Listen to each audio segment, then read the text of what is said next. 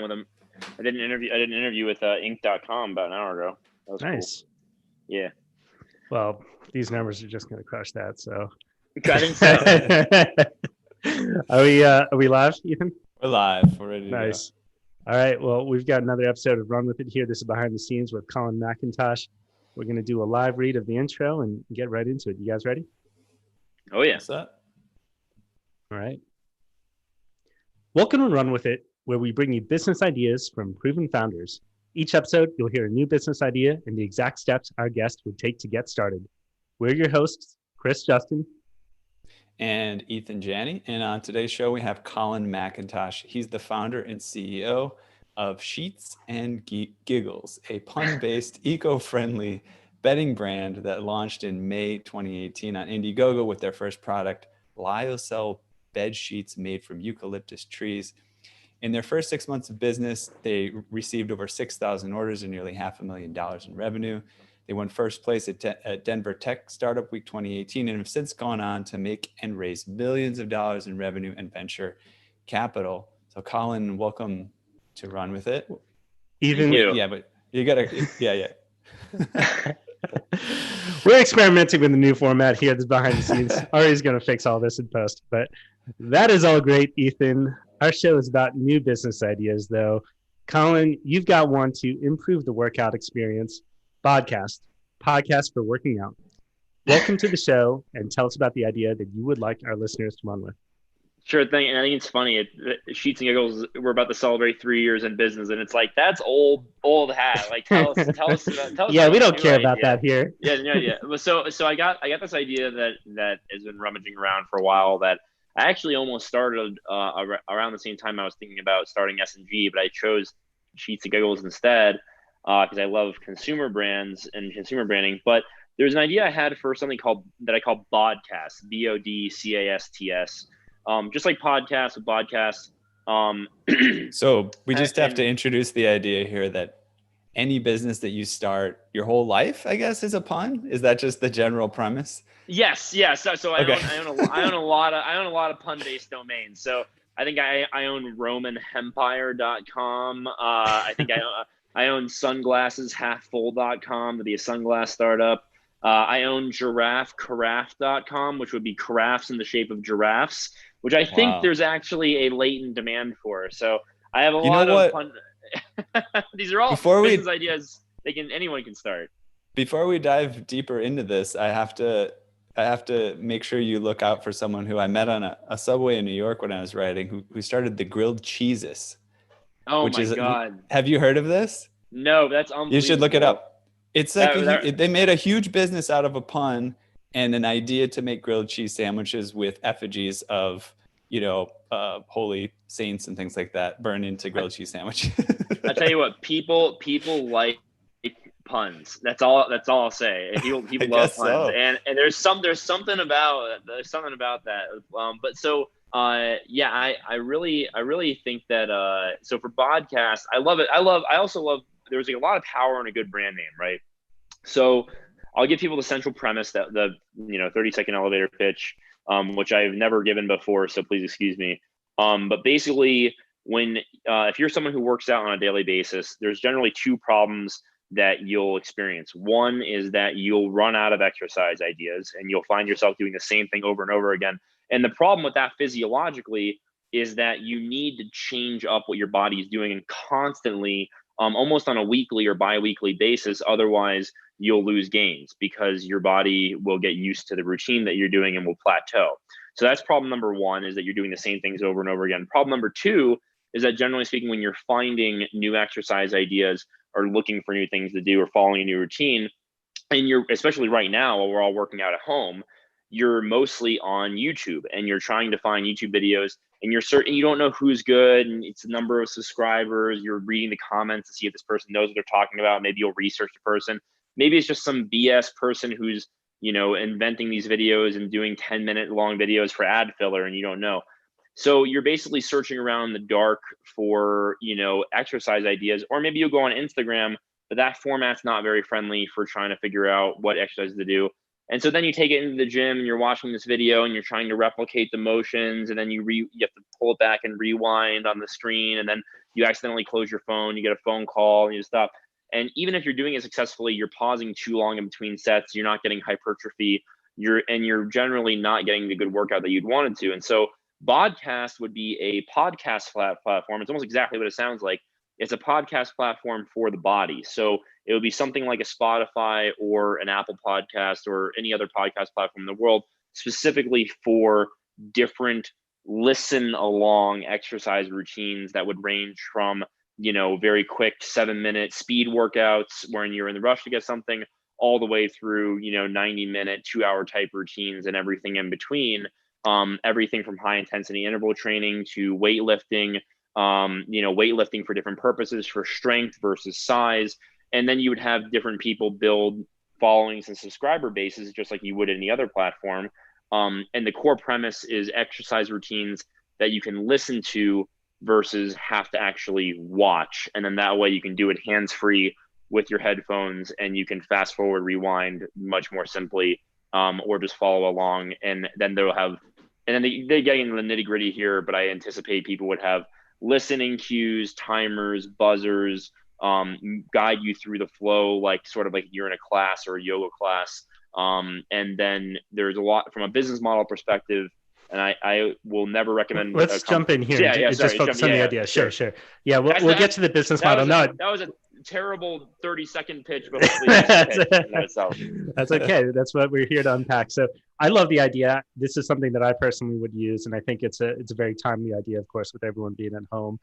There's an explosion in home-based workout systems, right? Not just Peloton, but other things like that. And I think about an app like Peloton in the bike, and part of the appeal for that is you don't have to decide what to do when, how hard to pedal, or where you go. Right. You're just following along, right? And that's effort that you're not expending toward that decision, and you get to focus on getting the most out of your muscles.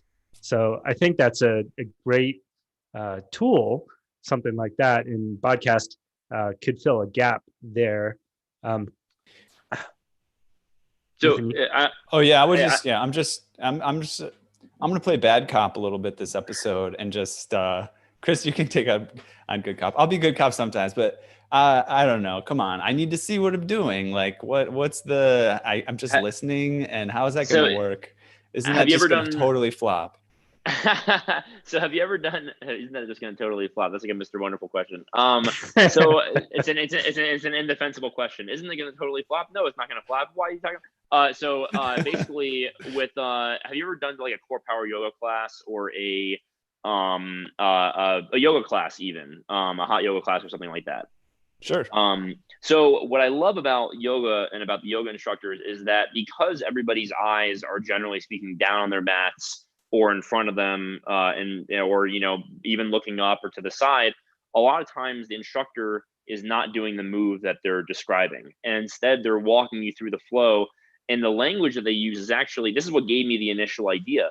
The language that they use is so hyper specific yet concise in terms of guiding you through these second by second motions. So, for example, downward dog, extend your right leg upward towards the sky, point your toes back towards your bodies, stretch your heel to the back wall. And that is like a very specific, rotate, and then they know where your body's going. So they know your right leg is going to be up, and then your body's going to actually tilt. And then the reminder comes in, make sure you tilt your right pelvis back down towards the floor to even out. So there's like an anticipatory way to structure the language used in the listen along type instructions that I think has actually never really been applied to, at least en masse. I'm sure there are people who have done it, and I'm actually wondering if there's something like this actually for people who are without eyesight. I think that probably exists in some shape or form already, actually. But I think that there hasn't been a lot of focus given on it because YouTubers and other people always have the crutch of the visual and of the visualization. But you can think about it, if I were describing an incline press, right? I would want to tell you to, bring your elbows pointed down slightly, to follow the movement of the muscles from the bottom of your shoulder through the middle of your chest. And it would have to be I think it'd be a really talented thing to be able to guide people through these. But I think it would be a lot better to listen to a workout than to have to watch it and constantly watch it. And then also, I do think they're not necessarily mutually exclusive. It's more built for listening, but you would probably have in the beginning of each new exercise, as part of the video, similar to how Spotify has like the music video snippets behind the actual song. You could have the motions outlined by the person doing it as you move through the exercise. I've got to be honest here too, as playing bad cop, I'm kind of like the evangelical preacher having a homosexual affair. But because this morning, just this morning, I just want to say that. I want to see where this analogy is going. Yeah. I'm just saying that in saying that, I think it's a bad idea. Just this morning, I did my yoga routine where I pull up a YouTube video and I listen to it and I don't watch it. And I do that pretty much every morning. So I'll say that I think there's definitely a big place for this kind of thing. And I think what you point out, which is really interesting, is that what's in existence right now is not specifically geared towards the audio format. And so it's just kind of a not perfect adaptation. But if you know that this is for someone that's listening to it, you can adapt it so that, you describe things in a little bit more detail than you would if it was just visual, like, hey, do this like this. Oh, you feel your muscles do this as you move your arms this way. I also think what's interesting about this is that, no, let me continue. I was just going to call you out for being a bad cop. I'm listening, and you're nailing it in the sense of like, and it opens up kind of a new format that allows people to create workout plans that are more audio based and visual based. And I think that that's a really interesting concept in terms of what it looks like versus maybe the lazier, like, get perpendicular and look at what I'm doing type of videos. By the way, Colin, you're totally welcome to play bad cop at any point during the on your own idea. Well. Like this is free, and we'll try to defend it. But right. I would say what's interesting about this, I always hear my mom talk about. I mean, she grew up when there was just radio, and how when TV came along, she used to listen to these shows, and she could use her imagination. And there was this wonderful world of radio, just let's say, and then kind of TV ruined some things. And I think what's really interesting about the modern climate, which people can take for any type of business ideas that relate to it, is as we're getting back to podcasts, people are going back into what are the advantages of having something that's just in audio. And in this case, it might not be your imagination. You want to get things correct, but there's these other features that, you can do things while you're listening. You don't have to sit with your eyes glued to something. Theater of the mind. Yeah. And I think also if I'm being completely honest, and that's kind of my MO, generally speaking, I think that a lot of fitness influencers are just, hot people. And so I think that like a lot of the, sorry to all the people watching this that are promoting their pre-workout for 20% off coupon on their Instagram today. But so like, I think that a lot of fitness influencers just happen to be very attractive people. I don't know why. But maybe it's because like Instagram's a visual medium and, people follow people who are hot. But so I think that a platform like this could be also very beneficial for a lot of people who are like extremely talented or who can craft lesson plans or who are physical therapists, or not that there are no hot physical therapists, there are plenty of hot physical therapists. But like people who, are maybe not inclined to be more of the out there, extroverted, look at me type of person on these more visual social media platforms, but people who are, very well studied and who have PhDs and who are physiologists and who people who can craft lesson plans that are specific goals for different people, and not have to worry about the visual presentation of it and what goes into that sort of thing. So I also think one of the strengths of the idea is that it opens up, when you open up a new demand and a new supply, I think that's when you get a good platform mojo going, where you kind of create a new space for creators that haven't had that space before or that safe space before to create. That sounds like a nugget for us to put in our show notes there. All right, let's move things along. We got the idea. We got the problem. Let's talk about the business model a little bit here. How do you see that working? Well, so one thing I can promise your audience and people know this about me is I'm a business model first guy. So I don't think about, if an idea doesn't have a very clear, firm business model, I think it's a bad idea. So this is probably where I think that it's both a strength and a weakness of the idea, in the sense that the initial thing that comes to me are very tried and true, straightforward business models, and that is advertising and sponsors as well as subscribers. And so I think that there are people who have their own apps and programs. Like there's a guy that I follow named Jeff Cavalier, who's part of a group called Athlean-X. His company, he's a wonderful personal trainer and physical therapist, and he gives me a lot of my ideas for when I want to work out and find new exercise ideas. But he's got this program on his website where you pay X $100 for a 10-week program, and then they'll guide you through it step by step. So that's a very straightforward business model that's tried and true, and I think that those type of subscription points could be good. And then I think that it's also a weakness of the business model, and that's maybe where the sponsorships and the paid promotion can come into play, because I think that a lot of people, for the most part, are kind of conditioned to get a lot of this content for free elsewhere, whether it's on Instagram or on YouTube. And so I also think that you do need probably a sponsor type of business model. And I think that it's almost like again, the platform itself here is not a very expensive concept. So like when you think about a business model, you think about cost and revenue. And in terms of like fixed costs, you have your software team, you'll have some server space you need to deploy. There's a lot that would go into building something that can host this type of streaming content. But at the same time, the marginal cost of delivering this sort of thing is fairly low. So your margin on any revenue associated with this platform is going to be through the roof. And you can create a platform, I think, that will allow people to charge for sponsorships, for sponsored products, for product placement, for subscribers, and then capture a percentage of all of those sales that go through your platform, similar to like the way that Apple charges 30% for sales that go through apps on their platform. That would be the business model of the company itself. I see something interesting as you were saying of the idea of specialized subscriptions. So just like you might be focusing on the visuals and the auditory is secondary, you could, if this is the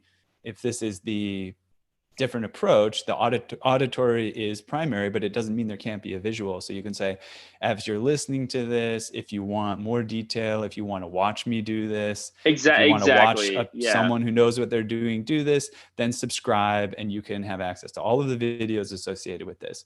And that way you get the people who are really cost conscious and they think they're so smart. They're just like, I don't need those videos. I'm just going to do the audio. Those people are fine. They can continue to do that. And then there's going to be the people that say, hey, I want the premium. I really want to know what I'm doing. I want the form exactly right. And then I just use this as a way to perform the exercises. I can attest that works, because there's an app by Jeff Cavalier and it's called Six Pack Promise. And I did it at the beginning of quarantine, and it's an 8-week program. First week's free. And then if you want to go the next 7 weeks, and it obviously gets progressively harder and the exercises change every single day, then you have to pay a small fee for it to unlock it. And I think that's also a very good business model. Wait, and you fell for that? Oh my gosh, that's ridiculous. Like, I wouldn't expect that from you. It worked. It's good. It's a good app. Like, trust me. Like, so I'm the best few dollars I've ever spent in my life. But I know that business model works really well because it's worked on me, and you're hard pressed to get $5 out of me, anywhere when it comes to some of these apps. So I think that, but the business itself is the platform, right? And then this is what I love about a platform play, is that you're inviting in the creators to come in and fill the gaps with their business models and basically make money the way that they want to make money. And you can help them get started by building them the tools for easy sponsorships, for subscription payment processing, for all these things that we're talking about on the platform. And then you can kind of let the content creator choose how they want to monetize their content, if at all. Some people may not want to monetize it at all and just because maybe they have a personal brand that they're building. But I think that the real magic is going to be in giving people the space to create on this platform and giving them the tools to do so. And I think I think it's got really good legs, no pun intended, with the bodybuilding. What I love about it as well is that when it comes to YouTube, a lot of times you're watching the person go through the exercise. So as they go through, maybe they'll do one set and they'll show you how to do it, maybe even two, or they'll rewind or something like that. But they're not actively talking to you while you're doing the workout. And I think that that's extremely, just from a content perspective and a differentiation perspective, I think that that's super helpful, because you know what? There's an interesting precedent. Yeah. There's an interesting precedent for this. Now that I think of it, I ran a marathon last year, and Nike has some apps that help you train for a marathon.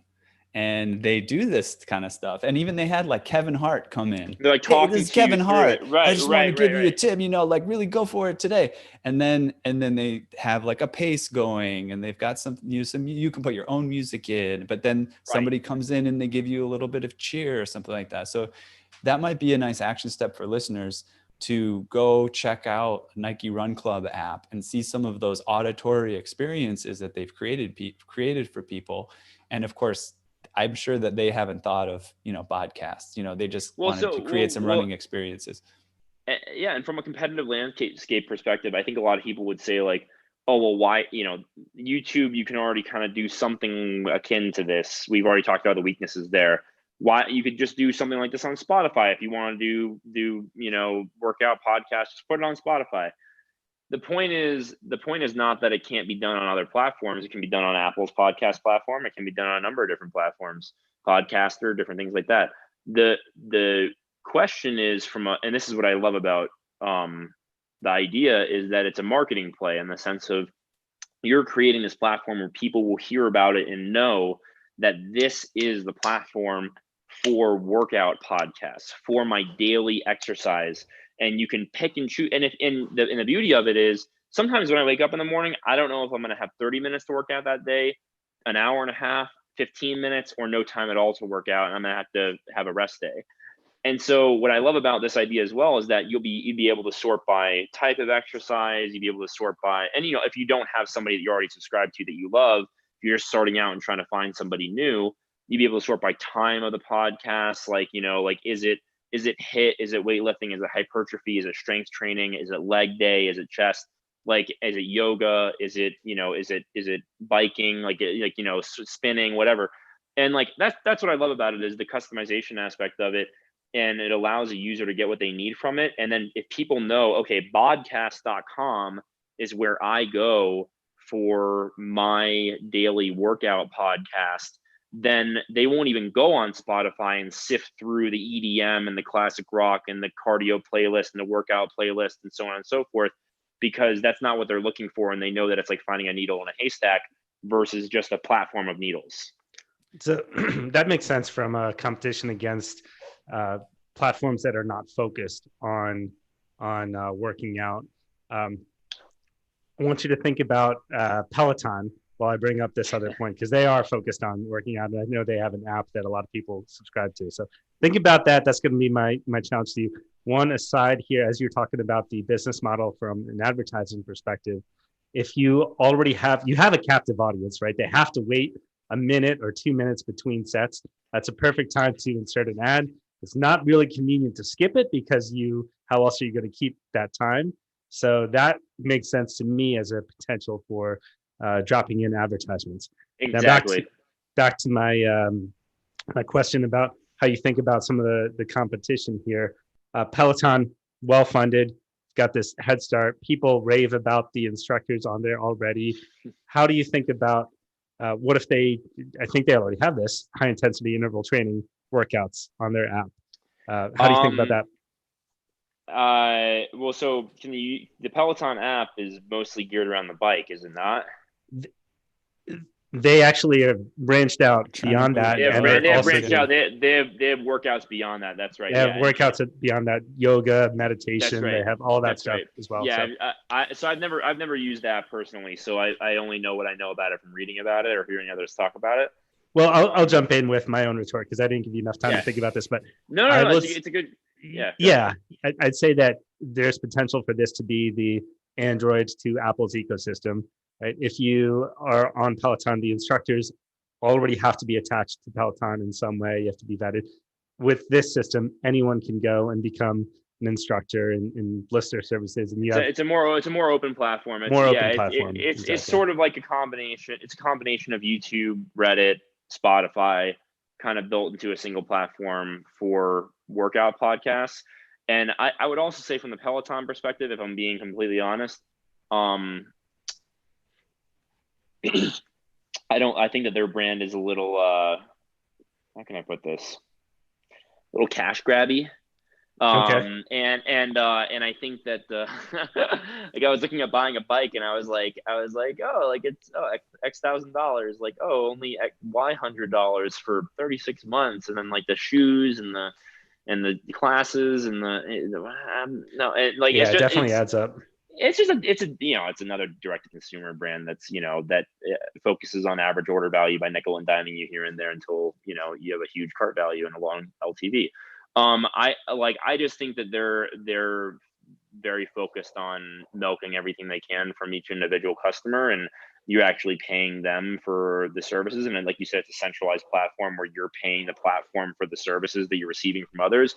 This is actually a platform where you would pay the creators directly, and the platform gets a fee from connecting you with the creators. Definitely more of a democratic thing. Let's get into the actions. Quick action steps. Yeah, here. exactly. We need to we need to leave our listeners some actions. There's the first two actions we can go really quickly. I just want you to put them in order, okay? And let's just say that we're not going to use yours because I'm just curious about your opinion. You said business fundamentals are important to you, like the business model, and it comes first. But I'm curious, really, what comes first, the pun, name, or the business model generally? It's usually the business model. Oh, okay, nice. Followed by a product that slots into that business model, followed by a pun brand name for the product and business model. So, for example, I really like the sunglasses space because the business model is great. It's a super low cost item that apparently you can charge hundreds of dollars for, that you're making 95% gross margin on. You pay mostly for brand and look. People are an unsophisticated view of the marketplace. They don't understand what goes into making sunglasses. So you can kind of like use a lot of marketing language to obfuscate the value prop. I just have a low opinion of the sunglasses market.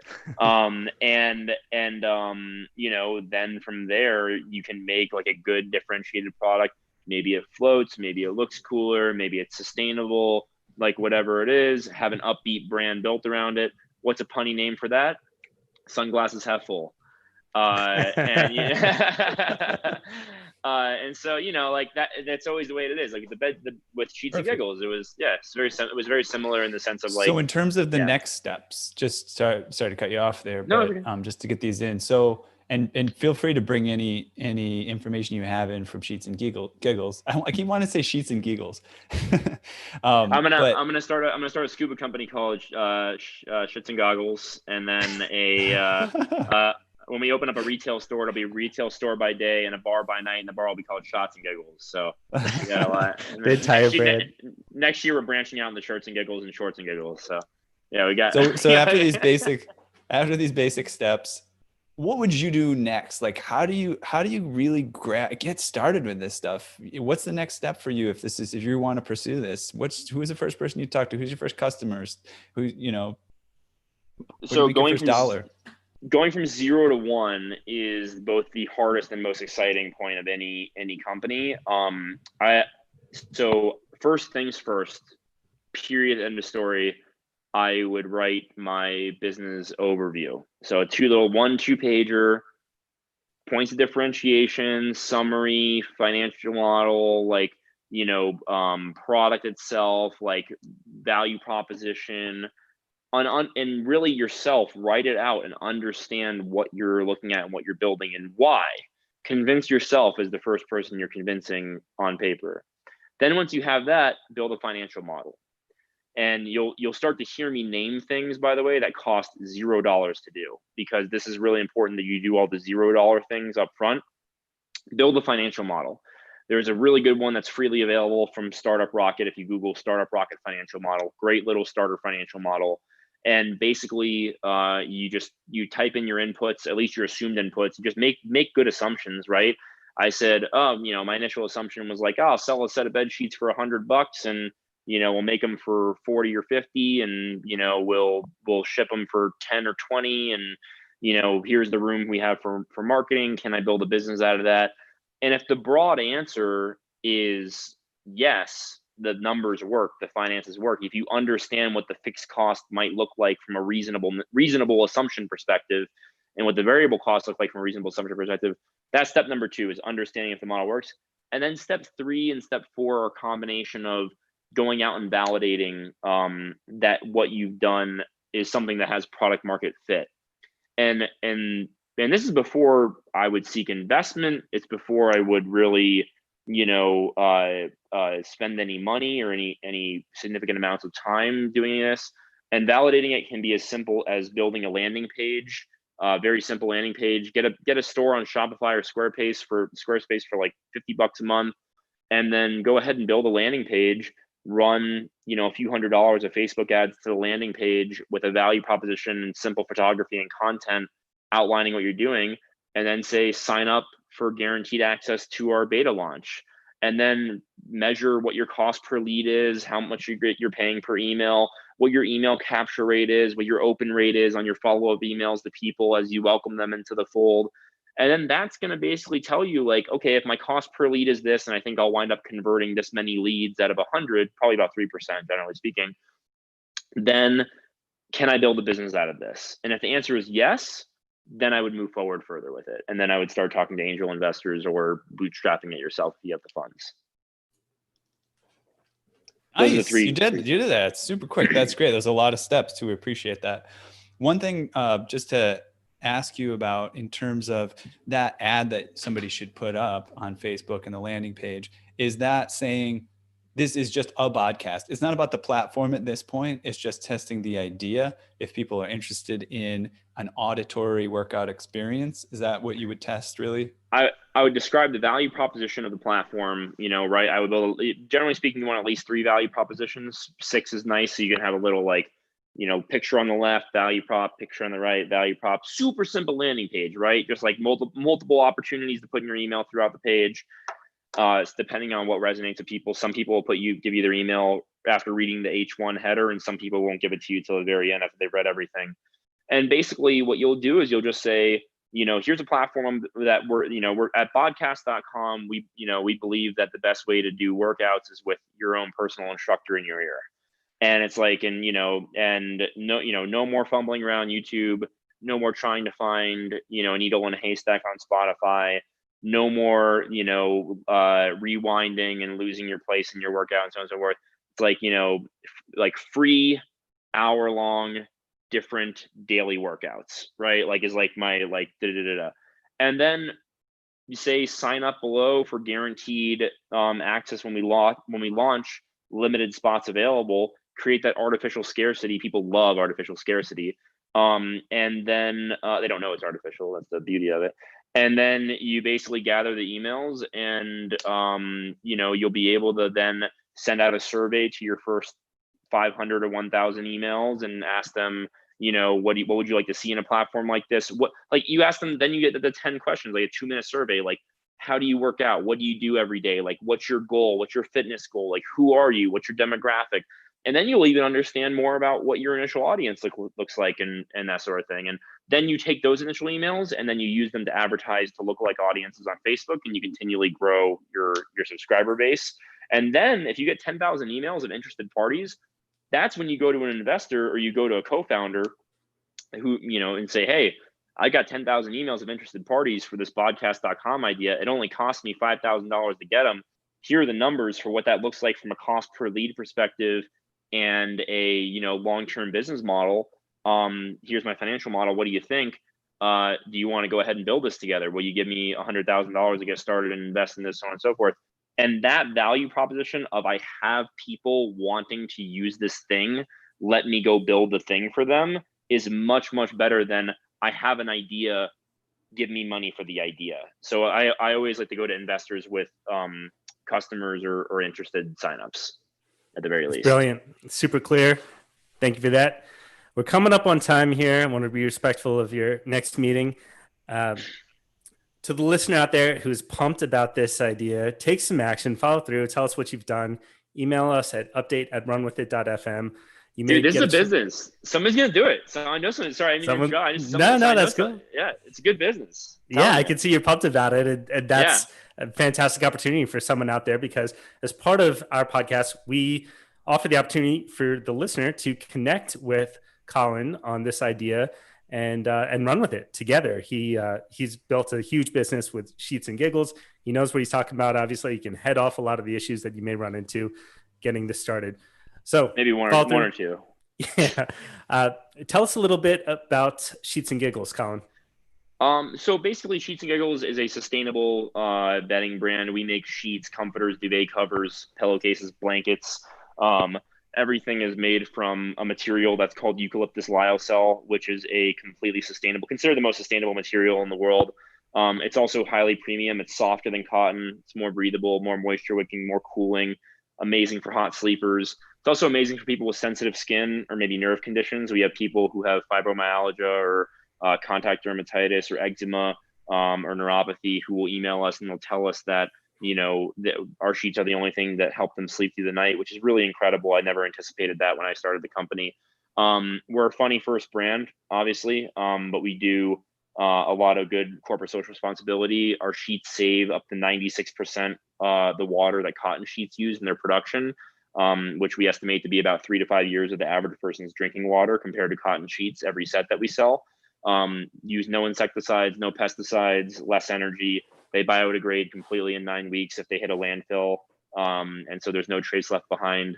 And so we're popularizing this idea of eucalyptus sheets, which is really, really awesome to see that it's catching on in the US. And we started the company 3 years ago this October. We've been shipping for 2 years, so we're still fairly young, all things considered.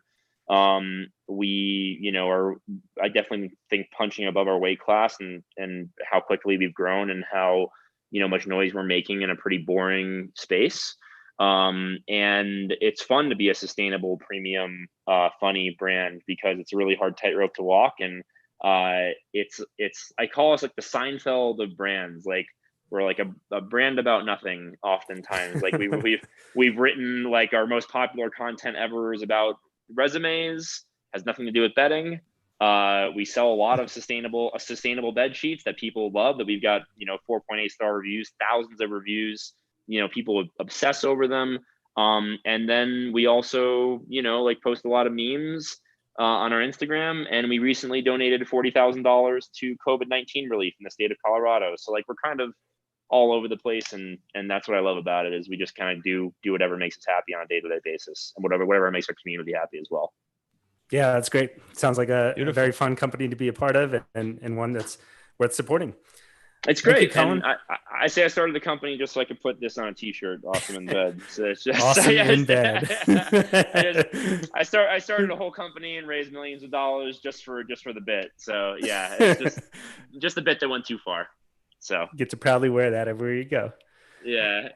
Well, thanks guys. I appreciate you having me. This was fun. If your audience wants any more information, at Sheets Giggles anywhere, sheetsgiggles.com, or Colin McIntosh on LinkedIn. I'm easy to find. Great. Yeah. Thank you so much, Colin. Good chatting with you. We'll talk to you later on. And to the listener, we'll see you next week. Thanks, guys. 1 second while that records. It is 2:00. Do you have time for